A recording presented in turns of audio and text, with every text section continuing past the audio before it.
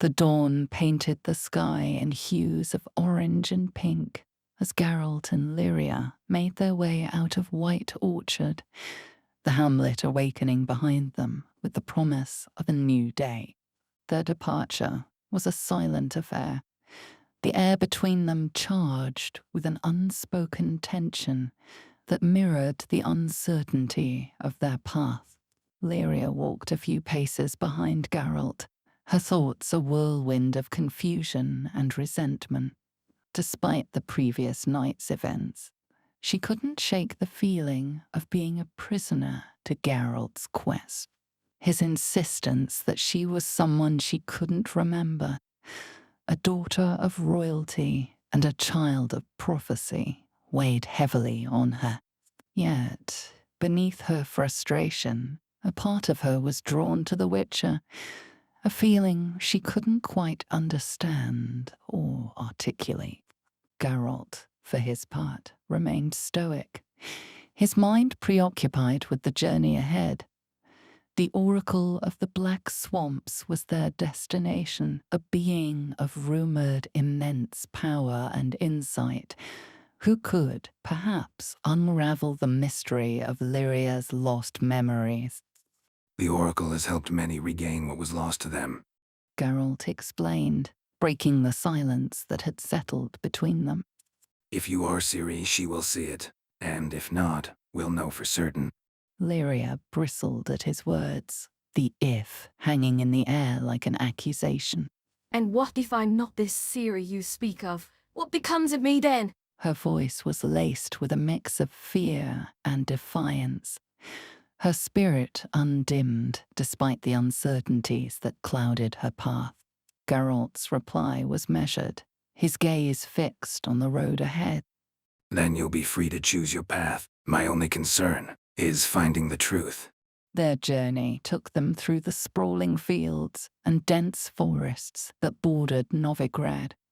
The landscape, a tapestry of life that thrived oblivious to the turmoil of human affairs. Yet, even here, the signs of conflict were never far away. Burnt-out farmsteads and the occasional patrol of soldiers reminded them of the ongoing strife that plagued the lands. As they approached a narrow pass that wound its way through the hills, a group of bandits ambushed them, emerging from the trees with swords drawn.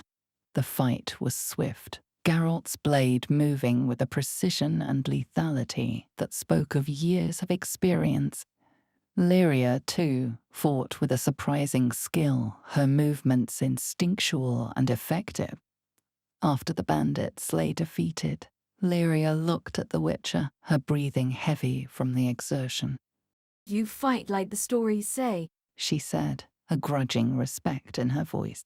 like a dance of death. Geralt sheathed his sword, his expression unreadable. It's not something I take pride in. It's survival. Their conversation was cut short by the sound of hooves in the distance. Geralt motioned for silence, and they watched as a patrol of the city guard rode past, unaware of the skirmish that had taken place just moments before. As the day wore on, their journey continued in silence, each lost in their thoughts. Lyria pondered the life Geralt claimed was hers, a life of adventure and danger, but also of loss and loneliness. Geralt, meanwhile, considered the Oracle's potential to heal or harm, wondering if the truth he sought would bring closure or further heartache.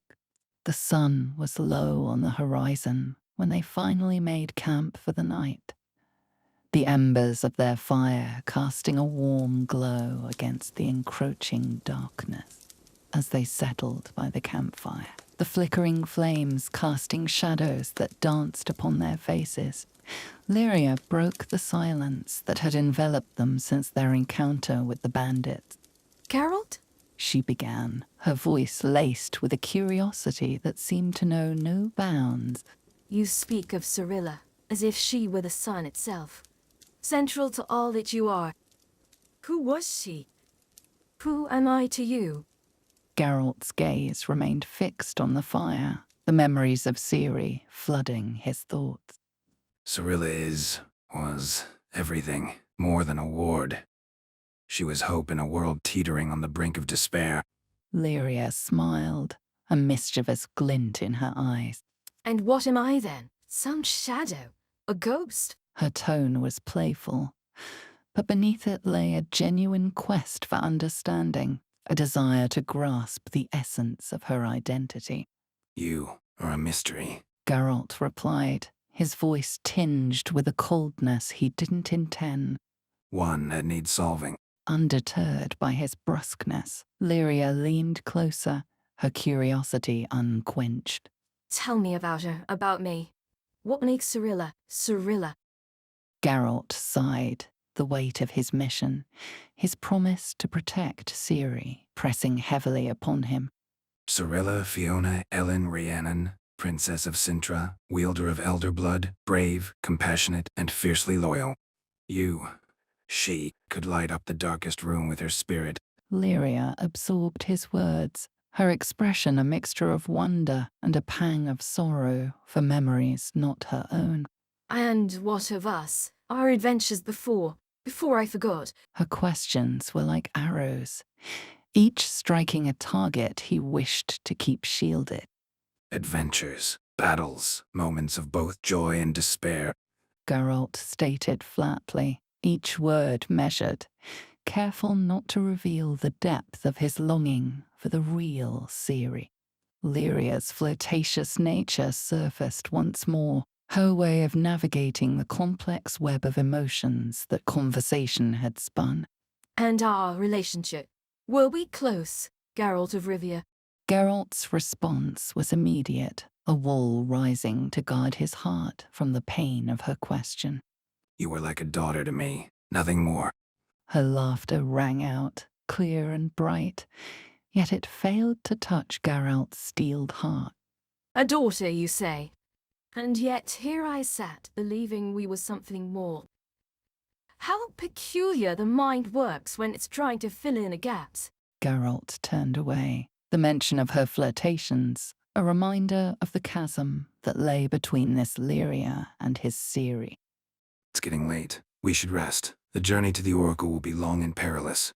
As they settled into an uneasy silence, Lyria's inquisitiveness gave way to reflection, her playful demeanour dimming under the weight of Geralt's distant, almost mournful responses. It was clear to her then. She was but a puzzle to him, a riddle that stood in the way of his true desire to have his Ciri back. And yet, beneath the layers of confusion and the facade of bravado, Lyria felt an inexplicable connection to this stoic, brooding witcher. A part of her wished to bridge the distance he so meticulously maintained, to see beyond the shadow of Cyrilla that loomed over them both. But as the night deepened and the stars above whispered tales of destiny and fate, Lyria understood that her presence was a reminder of loss to her new companion, a living embodiment of a past he yearned to reclaim.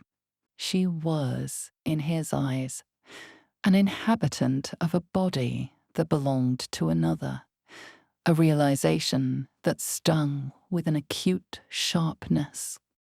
The fire dwindled to embers, and as they drifted into a restless sleep, the divide between them seemed to widen, a gulf filled with unspoken words and unacknowledged grief.